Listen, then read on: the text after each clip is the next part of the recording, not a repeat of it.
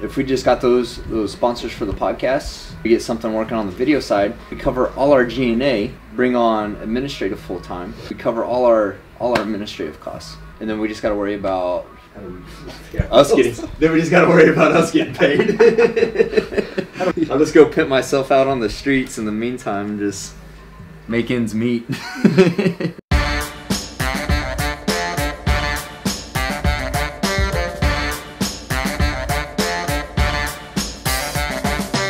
Me on my rig, the raping hole.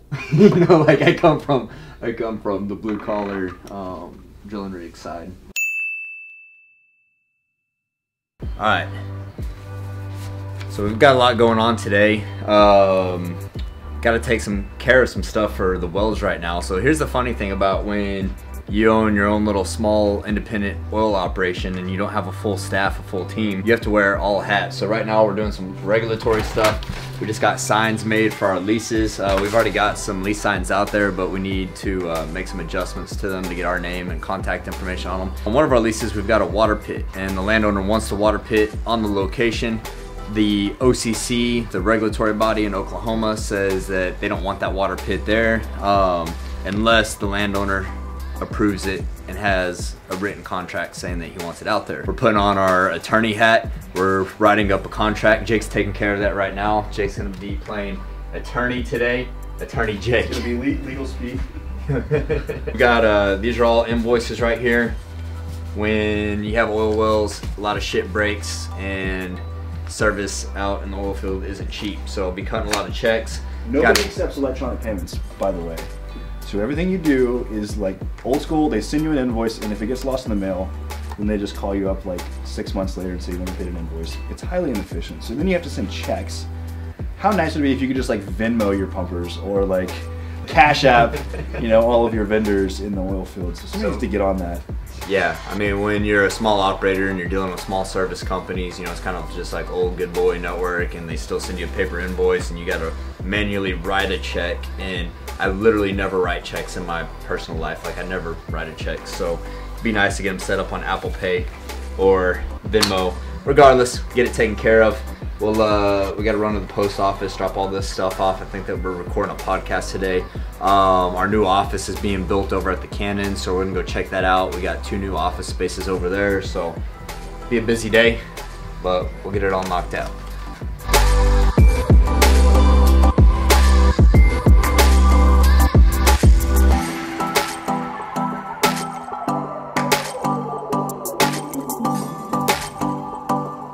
So this is the Cannon. This is the big building that they're building, so it'll be ready May 1st. We're scooping up 2 offices over here. One's gonna be our office for the team. The other's gonna be our office. It'll be like a studio, and then convert it into a podcast and video studio. So he's gonna show us the offices. We're gonna go check it out. It's not ready yet. It's just the frame of the building. They're putting up the siding right now, but this is going to be the go-to spot in Houston for startups, not just in oil and gas, but whether it's med tech, fintech, consumer products, all the hottest companies are here at the Cannon. We've been at the waiting room. It's a little shitty oil field service building that they converted into office space. We've been waiting over there for, I think they've been over there for a year and a half now, waiting for this to be built, so they're getting close. It's part of a 30-acre campus, so the main building's 120,000 square feet, but they're also planning on, the word on the street is on-site living, a hotel, restaurants. I know the first one is, there's a group of warehouses on the other side. They're building a bar. And the most important thing, they're gonna have sleep pods, which is important for Jake. He needs his beauty rest, so the sleep pods are major key. Hey, when you're 215 pounds of burl, your body just needs to get some rest sometimes.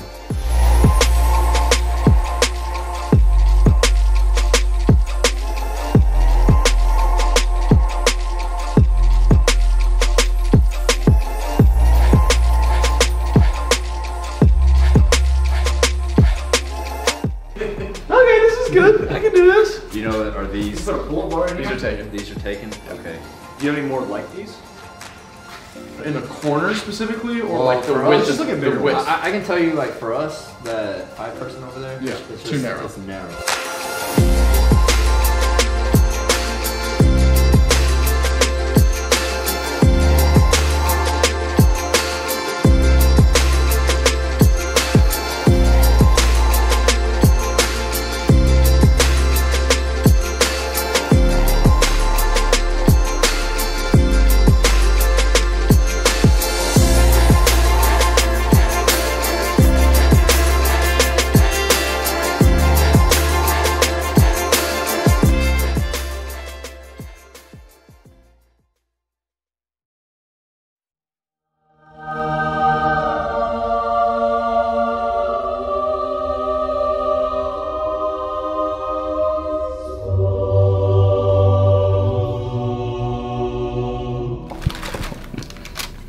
Rest in peace, Jake.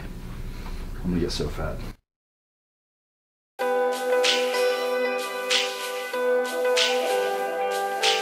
TDA, so we're a startup, software startup. We've been around for 2.5 years now, but essentially what we do is analytics for what they call primary distribution, how barrels get moved out of a refinery and distributed around a very, very diverse network of pipelines. Do I know where my barrel is in my system? I can look at it from a map perspective. And then, what has Uber done? They've taken two parts of the uncertainty. Where's my driver?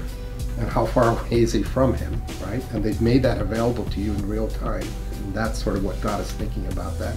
You take the same thing, it's where's my barrel, and when is it gonna get here, and what are the options I have to do with it?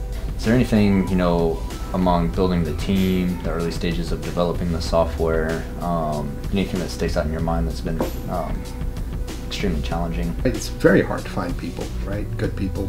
At this stage, early stage, your first 20 to 40 employees, we kind of view them as they have to be glass eaters, right? They have to have that ownership mentality. So we spend a lot of time sort of fine-tuning that and really looking for people who want to build a company as opposed to people looking for a salary and a lifestyle. As most people know, Collin never went to college. I dropped out. So we really don't give a shit about education. We give more shit about what can you do and what you're capable of doing, and just being resourceful and being able to educate yourself, move fast, work hard. But then finding those people, like you said, that take ownership and are willing to eat glass, because those are the types of people. I mean, you're talking about your first 20 to 40 hires. Think about the first 5 to 10 hires. Yeah. How critical those are. I mean, those can make or break a startup. Think about it. You start burning. You start burning through your cash, and you've got a team that doesn't execute. You're fucked.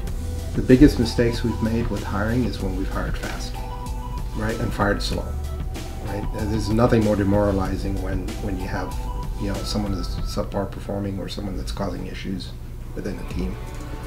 And we've taken that to heart. We've learned that the hard way 2 times now.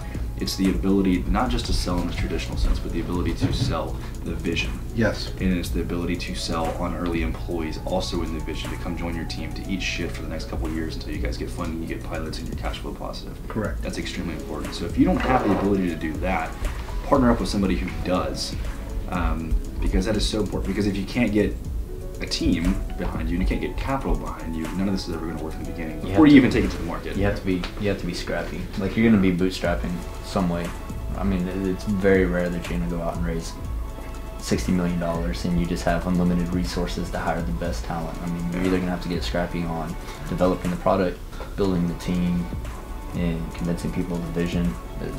It's going to come one way or another. So that's very big. In the beginning, it's just you. It's your vision that they're buying. The way I see it is you gotta hire the right leadership and let them build out underneath them. And if you hire and you're very, very particular of who you hire, those guys should come, or gals should come with their own network. After that, once you get your momentum going, then the machine will just take over. It's just amazing to me that the company that I founded, we talk about 12 months ago, it's its own little being, right? And people are doing stuff, being proactive, taking initiative, solving problems without me having to be involved in everything. That will happen naturally. Alex, it was great having you on the show, man. Cheers. Appreciate it. Thank you very much, guys. Let's go eat some tacos. Let's go eat some tacos.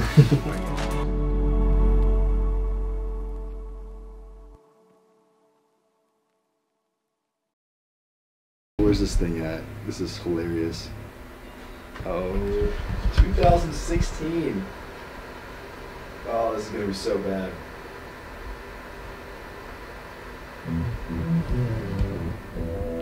Oh, this is gonna be cringeworthy. So, context, Collin and I tried to start a podcast 2016 for the clothing brand that he was doing, Fit and Wealthy. It was gonna be a generic business podcast. And so we set up a studio at my house in one of our extra bedrooms. We had no clue what we were doing, so just take a quick listen to it. Listen to how bad this is. Not Collin. Oh, even the editing is bad. That was me. I did all the editing. Like, the music is still playing loud while we're talking.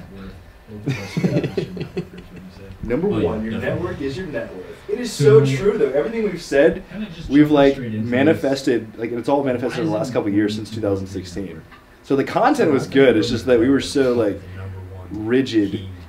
Like just listen to like the first like 45 seconds of this. Like listen to this and just to have a network of people that can help bring you up to the top. So I think it's a topic that a lot of people are going to get good information from today, and we'll be able to help a lot of people build up their network.